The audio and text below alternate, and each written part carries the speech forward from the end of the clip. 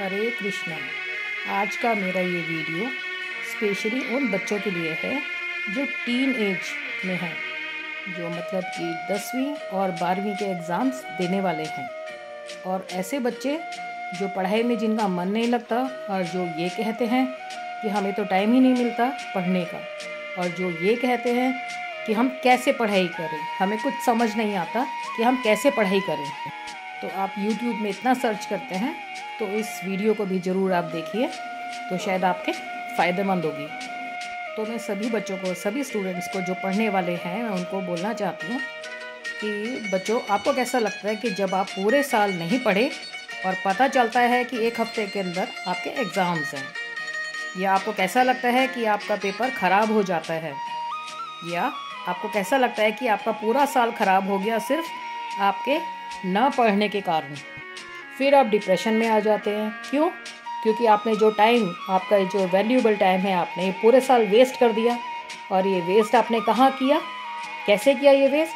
क्योंकि आपको सारे काम याद रहते हैं, सिर्फ पढ़ाई का टाइम याद नहीं रहता।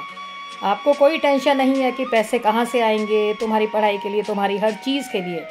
वो सब टेंशन आपके पेरेंट्स ने ले रखी है, राइट? वह सब कुछ अच्छे से अच्छा करते हैं आपके लिए।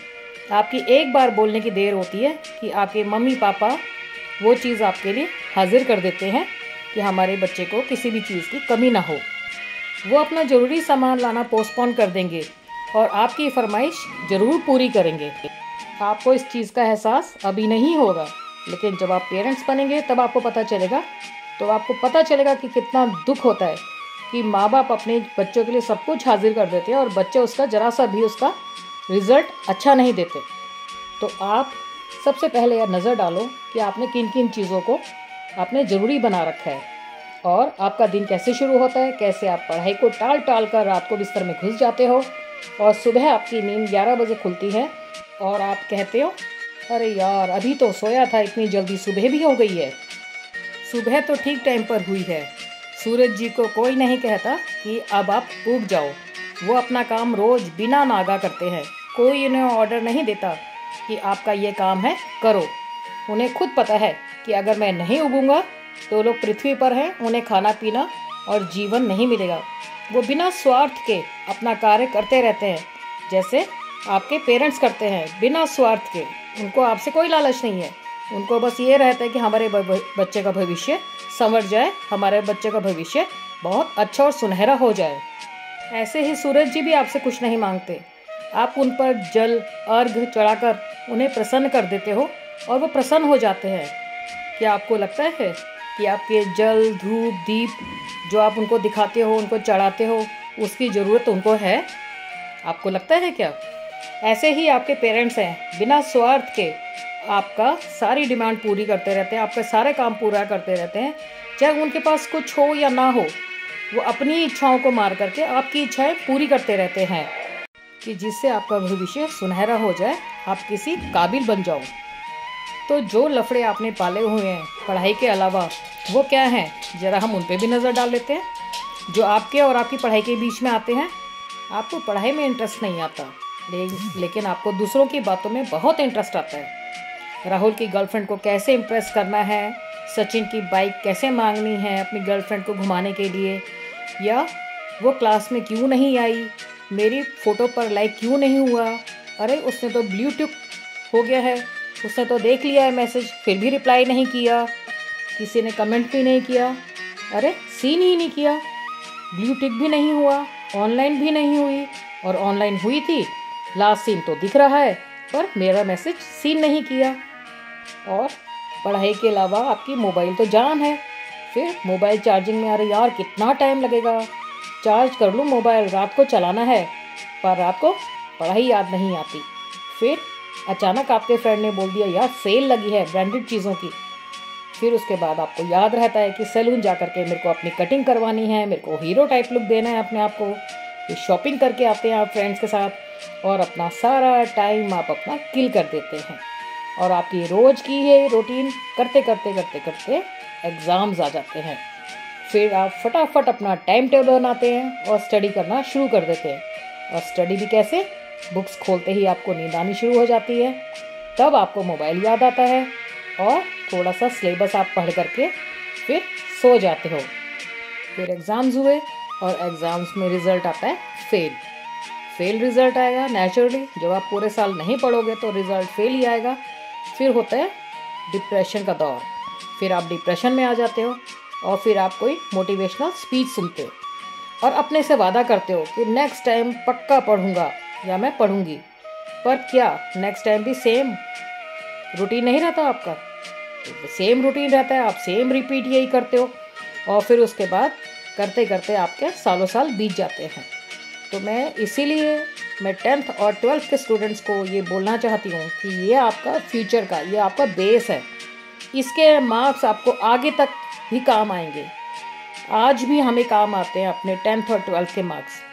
तो स्टूडेंट्स, बच्चों, आप प्लीज़ अवेयर हो जाइए, क्योंकि 10th एंड 12th के मार्क्स आपको आगे तक भी काम आएंगे। ये आपके बेस हैं, ये आपके बेस मार्क्स हैं। अगर आप जितना अच्छे इसमें मार्क्स लाओगे उतने अच्छे आगे आपका फ्यूचर होगा। अब ये क्वेश्चन करो अपने आप से, क्यों मैं ये टाइम वेस्ट कर रहा हूँ? तब अच्छा लगेगा कि 20,000 की नौकरी करो या आपका वो जो फ्रेंड है जो ज़्यादा इंटेलिजेंट नहीं था पर आपकी तरह से उसने ये लफड़े नहीं पाले हुए थे, वो अपना टाइम वेस्ट नहीं करता था। वो न्यूयॉर्क में या कैलिफोर्निया में बहुत ग्रेट जॉब पर है, बिग सैलरी है उसकी और सेम जॉब वाली ही उसकी वाइफ है। उसके पास big car, big house, holiday spend कर रहा है हवाई में और आप गर्मी की धूप में बसों में धक्के खा रहे होंगे। और ये सिचुएशन कौन क्रिएट कर रहा है? ये सिचुएशन आप खुद इनवाइट कर रहे हैं। क्यों? क्योंकि आपने टाइम वेस्ट किया और उसके अलावा आपने कुछ नहीं किया। Time waste and time waste, उसके अलावा आपने कुछ नहीं किया। अगर आप अपने दिमाग को फालतू लफड़ों से हटा करके अगर आप थोड़ी सी भी प्लानिंग करके आप चलते तो आप देखते कि आप हर फील्ड में सक्सेस होते चले जाओगे। किसी के भी फालतू के लफड़ों से बचो। ये एज है तुम्हारी पढ़ने की और बेस है तुम्हारे फ्यूचर की। तो फ्यूचर देखो और इमेजिन करो। ए और बी को इमेजिन करो। ए को देखो, जो आप हो, जो लेज़ी है, टाइम वेस्ट करता है, फ्रेंड्स, मोबाइल और घूमना फिरना, और बाद में 20,000 रुपीज़ की नौकरी करता है। और एक बी को देखो, जिसने फालतू के लफड़े नहीं पाले, अपने एम पर फोकस रखा और वो अब हर एग्ज़ाम क्लियर करता हुआ आज वो कैलिफोर्निया या न्यूयॉर्क में बड़ी मल्टीनेशनल कंपनी में वर्क कर रहा है और साथ में उसकी वाइफ भी सेम एनएससी में ही वर्क कर रही है या इंडिया में ही किसी मल्टीनेशनल कंपनी में काम कर रहा है, बहुत अच्छी पोस्ट पर है, या उसने कोई बहुत अच्छा स्टार्टअप कर लिया है या बहुत बड़ा बिजनेस उसने शुरू कर दिया है। उसके पास पैसा है, नाम है, एसी की गाड़ी है, एसी का ऑफिस है और साथ साथ पूजा पाठ में भी पूरा टाइम देता है। अब आप निर्णय कर लो, ए अच्छा है या बी अच्छा है। अपना आप को देखो और उसको देखो।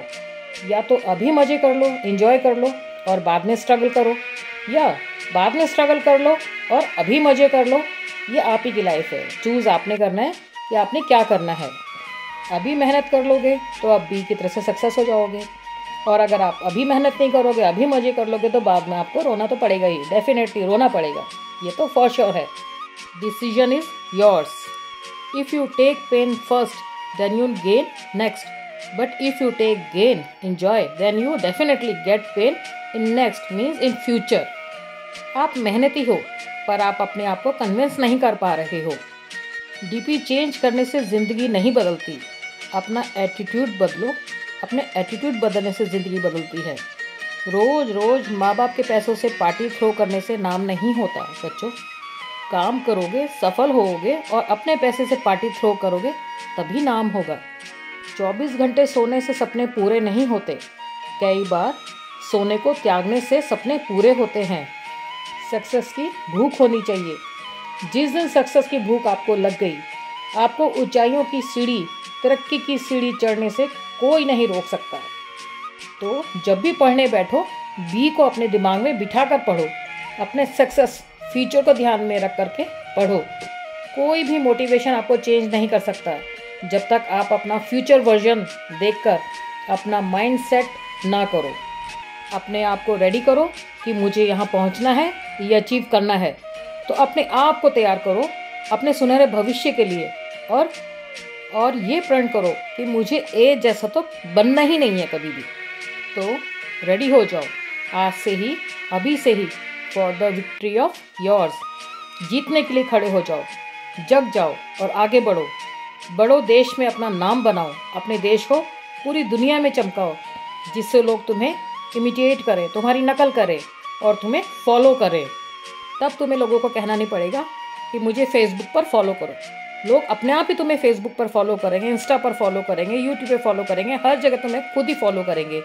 जब तुम अपनी एक पहचान बना लोगे, एक कामयाब इंसान बन जाओगे, तो उसकी शुरुआत अभी से ही करना शुरू कर दो। मन के हारे हार है, मन के जीते जीत। अपने मन को हमेशा ये दिखाओ कि भाई मैंने जीतना है, मैंने जीतना है, मैंने सक्सेस होना है, तो डेफिनेटली तुम सक्सेस होगे ही होगे। जब भी पढ़ने बैठो तो हमेशा बी का ध्यान रखो। मैंने जैसे बताया ए एंड बी, ये दोनों कहानियाँ मैंने बताई हैं, तो ए को हटा करके बी को फॉलो करो। तुम देखोगे कामयाबी तुम्हारे कदम चूमेगी, तुम आगे से आगे बढ़ते चले जाओगे और जिस जिस चीज़ में तुम हाथ डालोगे वो सक्सेस तुम्हें मिलती चली जाएगी। आप आज से ही प्रण लो और अभी से ही प्रण लो कि मुझे बी जैसा बनना है, ए जैसा नहीं। So best of luck for your future और थिंक बिग, डू बिग। हरे कृष्णा। अगर आपको मेरा ये वीडियो पसंद आया हो तो लाइक कीजिए, शेयर कीजिए, सब्सक्राइब कीजिए। व्रत कथा गृहस्थ को मैं इसी तरीके से नए नए वीडियोस लाती रहूँगी और बहुत ही इंटरेस्टिंग टॉपिक पर मैं लाती रहूँगी और अपने ज़िंदगी के एक्सपीरियंस भी शेयर करूँगी। हरे कृष्णा।